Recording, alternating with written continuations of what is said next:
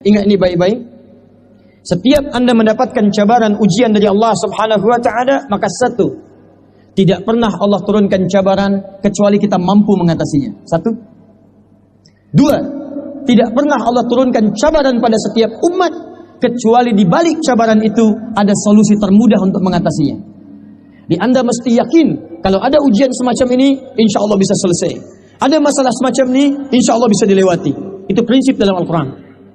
Dan ketiga, tidak pernah Allah turunkan ujian pada setiap zaman, masa atau generasi berganti kecuali sesuai dengan keadaan zamannya atau keadaan masanya.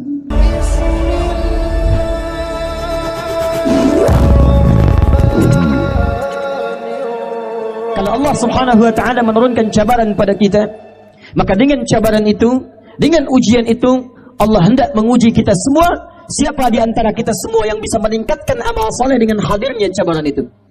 Maka dikuatkan dari Quran surah ke-67 dari ayat kedua sampai dengan ayat ketiganya. Perhatikan kalimat Allah Subhanahu wa taala setelah membuka dengan kalimat tabarakalladzi biyadihil mulku wa huwa ala kulli syai'in qadir. Perhatikan kalimatnya, huwallazi khalaqal mauta wal haya liyabluwakum ayyukum ahsanu amala. Satu. Dialah Allah yang mencipta kehidupan. Dialah Allah yang mencipta bahkan kematian. Apa tujuan ujian kematian dan kehidupan itu? Tiada lain liyabluwakum ayyukum ahsanu amala. Dengan didatangkannya kehidupan itu dan segala aktivitas kita saat hidup, juga dengan kematian yang menghadapi setiap manusia akan kembali kepada Allah. Perhatikan kalimat Qur'annya, liyabluwakum ayyukum ahsanu amala. Dengan semua ketentuan Allah itu, Allah hendak menguji siapa di antara kita yang bisa meningkatkan amalnya di hadapan Allah Subhanahu wa taala. Jadi mohon maaf jika ada di antara kita mendapatkan satu ujian berupa musibah misalnya. Sakitkah itu? Ataukah ada kecelakaan menimpa?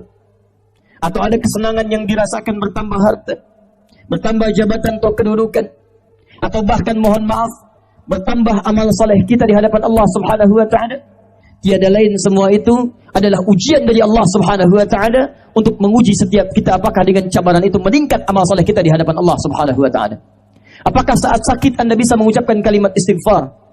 Apakah saat berjaya Anda bisa bersyukur di hadapan Allah Subhanahu wa taala?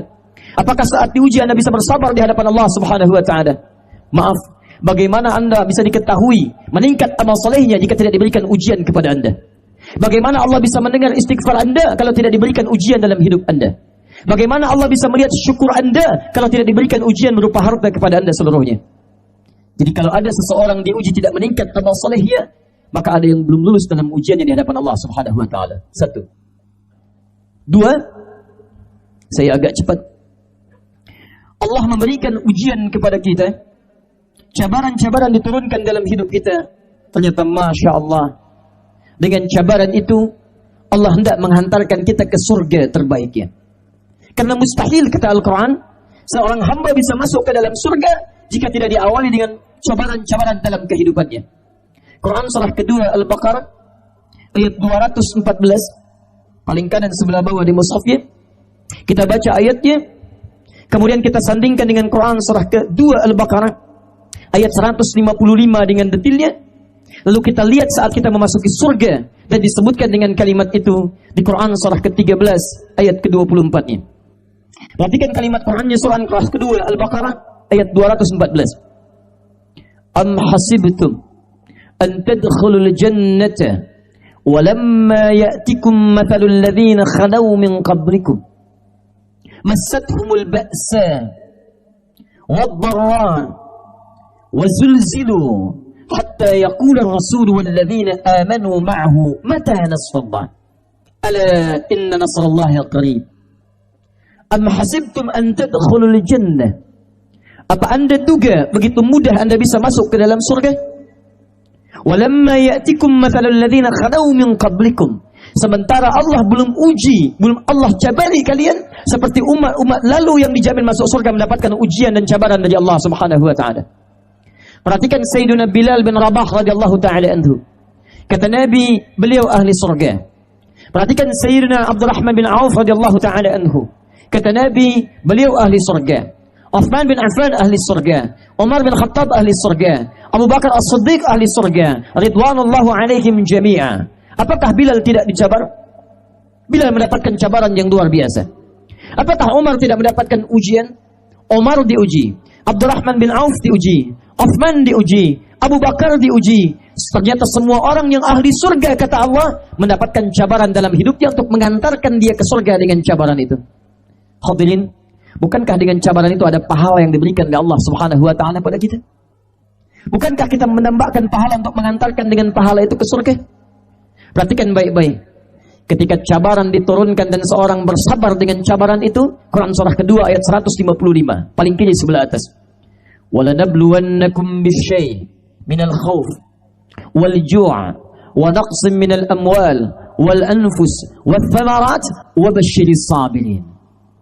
Setiap yang hidup akan kami berikan ujian, cabaran dalam hidup dia, berupa kekhawatiran, kelaparan, berkurangnya harta, ada yang sakit sampai dengan yang wafat, bahkan ada yang hasil kerja kerasnya dirampas oleh orang lain. Apa tujuan dari semua itu? Wabashiris sabirin. Kami turunkan berbagai cabaran itu untuk menguji siapa yang mendapatkan kabar gembira saat ia bersabar dengan cabaran itu. Apa tujuan Allah mendapatkan sabar dari hamba yang dicabar itu? Perhatikan Quran surah ke-13 ayat ke-24. Saat Anda insya Allah memasuki surga, kemudian mengajak orang tua Anda, pasangan-pasangan Anda, anak-anak keturunan Anda, disambut oleh para malaikat di pintu surga, kalimat pertama yang mereka ucapkan, Salamun alaikum bima sabartum. Salamun alaikum bima sabartum. Selamat Pak Cik, selamat Mak Cik, selamat Tuan dan Puan, selamat untuk keluarga besar, silakan masuk surga, karena Anda telah bersabar ketika diberikan cabaran saat di dunia. Kalimat malaikat ketika menyambut Anda di surga, itu kalimat ucapan selamat karena Anda bisa bersabar menghadapi cabaran di muka bumi ini. Jadi ketika Allah menguji Anda lewat cabaran, itu sesungguhnya bukan ingin merendahkan Anda, bukan ingin membuat Anda sulit dalam kehidupan. Sebaliknya, ketika Allah memberikan cabaran bagi kehidupan kita, sesungguhnya Allah sedang mempercepat jalan kita ke surga. Boleh unjuk tangan siapa yang mau masuk surga? Masya Allah. Inilah orang-orang yang mau dicabar oleh Allah Subhanahu wa ta'ala. Tayyib. Coba pilih dua ya. Satu, tidak ada cabaran, hidup Anda tanpa cabaran, tapi tidak masuk surga. Yang kedua, hidup penuh dengan cabaran dan bisa masuk surga. Tidak ada pilihan kedua dan tidak usah ngotot untuk memilihnya. Satu atau dua, hidup tanpa cabaran tapi tidak masuk surga, atau hidup penuh cabaran dan bisa masuk surga. Satu atau dua. Alhamdulillah. Karena itu sudah, untuk apa kita mengeluh dalam kehidupan? Ketika Anda diberi sakit, maka boleh jadi dengan sakit itu bisa mengantarkan Anda ke surga. Ada seorang ulama salih, jika beliau ini tidak sakit dalam sepekan, maka beliau menangis terseduh-seduh di hadapan Allah Subhanahu wa ta'ala. Ya Allah, kenapa hamba ini tak sakit dalam sepekan ini? Kawannya heran bertanya kepadanya, kenapa ya Syekh, Anda malah menginginkan sakit sementara orang menginginkan sehat? Kata alim ini, tidakkah engkau mendengar kalimat Nabi SAW bahwa pada satu penyakit itu ada ampunan Allah Subhanahu wa ta'ala? Bukankah ketika seorang sakit dia sering berfikir pada Allah Subhanahu wa ta'ala? Lisannya berfikir, amalannya meningkat, salatnya meningkat, lisannya bersabar. Hamba takut kalau sampai sepekan ini tidak ada sakit, hamba takut selama sepekan berbuat dosa dan tidak diampuni oleh Allah Subhanahu wa ta'ala. Perhatikan, ada ulama diberikan sakit, dia bersyukur kepada Allah Subhanahu wa ta'ala. Jadi konsep yang kedua, fitrah yang kedua, tujuan Allah menurunkan cabaran bagi kehidupan manusia, selain untuk membangkitkan amal saleh kita, juga untuk cepat memantarkan kita ke surga insyaAllah. Bisa dipahami sampai sini? Tayyib. Apa firman Allah dalam Quran? Ketika Nabi Yunus meminta selamatkan dari ikan paus, wa dhannuni idh dhahaba mughadiba wa dhanna an lan naqdiru alayhi. Perhatikan kalimatnya, fanada fi dhulumati an la ilaha illa anta subhanaka inni kuntu minadh dhalimin. Fastajabna, kami kabulkan doanya, kami selamatkan ia. Perhatikan ujung ayatnya. Allah tidak cakap, tidak firmankan kami hanya selamatkan Yunus, tidak. Wa kadzalika nunjil mu'minin. Maka kami pun akan selamatkan orang-orang beriman yang punya persoalan serupa. Apa persoalan serupanya? Ghamam. Ghamam itu mohon maaf. Wa najjaynahu minal ghammi. Dia masuk ke perut ikan paus, tapi ketika Allah berikan kalimat selamat, selamatnya bukan dikeluarkan dari ikan paus, bukan. Allah sampaikan di Quran, kami keluarkan dia dari awan gelap, mendung yang menyelimuti. Padahal dia masuk ke perut ikan paus. Tapi ketika diselamatkan, bahasa Qurannya bukan kami keluarkan dia dari perut ikan paus, bukan. Bahasa Qurannya, kami keluarkan dia dari awan gelap yang menyelimuti. Saya nak tanya pada tuan dan puan di sini, kalau masuk perut ikan paus itu gelap tak? Pernah masuk dalamnya? Tidak. Tapi kita bayangkan gelap ya. Sulit kita bergerak kanan, kiri, depan, belakang. Sulitnya luar biasa. Perhatikan jawaban Al-Quran. Ketika menjawab kami selamatkan Yunus dari awan gelap yang menyelimuti. Itu bahasa kiasan majaz. Dalam ilmu balaghah disebut dengan kinayah. Mengambil makna umum pada satu kejadian. Ya, dalam ilmu asbabun nuzul disebut dengan hukumnya al-ibratu bi'umumil lafzi la bi khususis sababi. Kejadian ini jangan diserupakan dengan Yunus pada masuknya perut ikan paus. Bukan itu maksudnya. Maksudnya akan ada lagi di masa depan yang punya kesulitan seperti diliputi awan gelap yang mendung luar biasa. Seperti halnya Nabi Yunus masuk ke dalam perut ikan paus. Tuhan memang tak masuk dalam perut ikan paus, tapi Anda punya masalah seperti dinaungi awan gelap. Maaf. Siang, terik, matahari pun begitu bersinar. Tapi karena masalah Anda pekat, seakan-akan tak nampaklah kehidupan di depan kita. Jalan jadi sempoyongan, tak bisa kita lihat. Itu yang disebut dengan najjainahu minal ghammi. Perhatikan ujung ayatnya.